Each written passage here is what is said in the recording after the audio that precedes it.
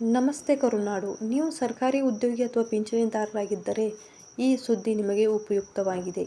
ಸರ್ಕಾರಿ ನೌಕರರು ಮತ್ತು ಪಿಂಚಣಿದಾರರಿಗೆ ಉತ್ತಮ ಸಂಬಳ ಮತ್ತು ಪಿಂಚಣಿ ಒದಗಿಸಲು 8ನೇ ವೇತನದ ಆಯೋಗದ ಬೇಡಿಕೆ ಕಳೆದ 1 ವರ್ಷದಿಂದ ನಡೆಯುತ್ತಿದೆ. ನೌಕರರ ಸಂಘಗಳು ಸಹ ಈ ಬಗ್ಗೆ ಸರ್ಕಾರದೊಂದಿಗೆ ಮಾತನಾಡಿವೆ. ಈ ಒಂದು ಮಾಹಿತಿ ಬಗ್ಗೆ ಹೆಚ್ಚಿನ ವಿವರಗಳನ್ನು ತಿಳಿಯಲು ನಮ್ಮ ವಿಡಿಯೋ ಕೊನೆಯವರೆಗೂ ನೋಡಿ. ಕೇಂದ್ರ ಸರ್ಕಾರವು ಪ್ರತಿ 10 ವರ್ಷಗಳಿಗೊಮ್ಮೆ ಹೊಸ ವೇತನ ಆಯೋಗವನ್ನು ರಚಿಸುತ್ತದೆ ಎಂದು ನಾವು ನಿಮಗೆ ಹೇಳಿದ್ದೇವೆ. ಸರ್ಕಾರಿ ನೌಕರರ ವೇತನ ರಚನೆಯನ್ನು ಆಯೋಗದ ಸಲಹೆಯ ಆಧಾರದ ಮೇಲೆ ಬದಲಾಯಿಸುತ್ತದೆ. ಪ್ರಸ್ತುತ 7ನೇ ವೇತನ ಆಯೋಗವನ್ನು ಜನವರಿ 1, 2016 ರಂದು ಜಾರಿಗೆ ತರಲಾಯಿತು. ಅದರಂತೆ ಮುಂದಿನ ವೇತನ ಆಯೋಗವನ್ನು ನಿಖರವಾಗಿ 10 ವರ್ಷಗಳ ನಂತರ ಅಂದರೆ ಜನವರಿ 1, 2026 ರಿಂದ ಜಾರಿಗೆ ತರುವ ನಿರೀಕ್ಷೆಯಿದೆ.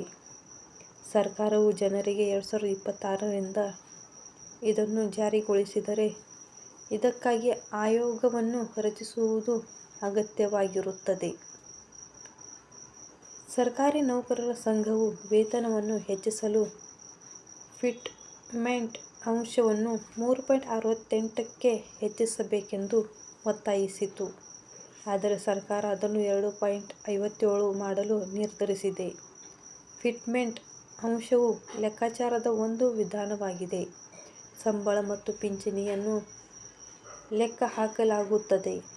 ಈ ನಿರ್ಧಾರದ ನಂತರ 6ನೇ ವೇತನ ಆಯೋಗದಲ್ಲಿ ಕನಿಷ್ಠ ₹7,000 ವೇತನವನ್ನು ₹18,000ಗಳಿಗೆ ಹೆಚ್ಚಿಸಲಾಗುತ್ತದೆ. ಅದೇ ರೀತಿ ಕನಿಷ್ಠ ಪಿಂಚಣಿಯನ್ನು ₹3,500ಗಳಿಂದ ₹9,000ಗಳಿಗೆ ಹೆಚ್ಚಿಸಲಾಯಿತು. ಅತ್ಯಧಿಕ ವೇತನವನ್ನು ₹2,50,000ಗಳಾಗಿ ಮತ್ತು ಅತ್ಯಧಿಕ ಪಿಂಚಣಿ ₹1,25,000ಗಳಾಗಿ ಮಾರ್ಪಟ್ಟಿತು.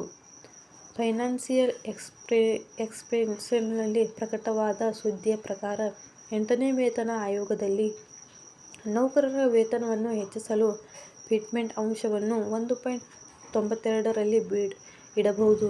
ಇದು ಸಂಭವಿಸಿದಲ್ಲಿ ಕನಿಷ್ಠ ವೇತನ ₹34,560 ಹೆಚ್ಚಾಗುತ್ತದೆ. ಅದೇ ರೀತಿ ನಿವೃತ್ತರಾದವರು ಸಹ ಮೊದಲಿಗಿಂತ ಹೆಚ್ಚಿನ ಪಿಂಚಣಿ ಪಡೆಯುತ್ತಾರೆ. ಇದು ₹17,280 ಹೆಚ್ಚಾಗಬಹುದು. ಫಿಟ್ಮೆಂಟ್ ಅಂಶವು ಸರ್ಕಾರಿ ನೌಕರರ ಸಂಬಳ ಮತ್ತು ಪಿಂಚಣಿಯನ್ನು ಲೆಕ್ಕಹಾಕಲು ಬಳಸುವ ಒಂದು ಲೆಕ್ಕಾಚಾರವಾಗಿದೆ. ಸರಳವಾಗಿ ಹೇಳುವುದಾದರೆ ಇದು ಗುಣಿಸಿದಾಗ ಉದ್ಯೋಗಿಯ ಮೂಲಕ ವೇತನ ಹೆಚ್ಚಾಗುವ ಸಂಖ್ಯೆಯಾಗಿದೆ. ಅದೇ ರೀತಿ ಅವರ ಒಟ್ಟು ವೇತನವನ್ನು ಸಹ ನಿರ್ಧರಿಸಲಾಗುತ್ತದೆ. ಹೊಸ ವೇತನ ಆಯೋಗವನ್ನು ರಚಿಸಿದಾಗ ಈ ಅಂಶದಲ್ಲಿ ಬದಲಾವಣೆ ಕಂಡುಬರುತ್ತದೆ.